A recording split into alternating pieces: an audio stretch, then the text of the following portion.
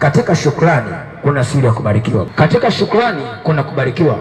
Katika shukrani kuna kutendewa tena na tena. Katika yale ambayo Mungu amekutendea, unatakiwa uweze kumshukuru Mungu, na hata katika yale ambayo umemuomba na bado hajakutendea, una kila sababu za kumshukuru Mungu, kwa maana yeye ni mwema na amezidi kuwa mwema katika maisha yako. Ndugu zangu, iko hivi, hicho ulicho nacho usikichukulie kawaida. Kuna mtu mwingine anatamani akipate, lakini hajakipata.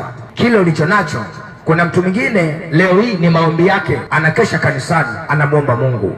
Kwa mfano, watoto ulionao wewe unaweza ukachukulia kawaida kwa sababu tayari umeshawazaa, lakini kuna mwanamke mwingine ambaye anakesha kanisani kila itwapo leo, anamwomba Mungu, anamwambia Bwana, kumbuka, unikumbuke na mimi, unitetee na mimi, ufungue tumbo langu nami nipate mtoto. Wewe una watoto unaweza ukachukulia kama kawaida, lakini kuna mwenzako anakesha ibadani, anamwomba Mungu ili aweze kumtendea hicho ambacho wewe uko nacho, na ndio maana una kila sababu za kumshukuru Mungu. Sasa hivi umesimama, lakini kuna mtu mwingine yupo kwenye wheelchair chair, hawezi kutembea, anatamani apate nafasi kama ya kwako, basi asimame, lakini imekuwa ni ngumu. Kwa miaka 15 yuko kwenye wheelchair chair, anatembelea hapo.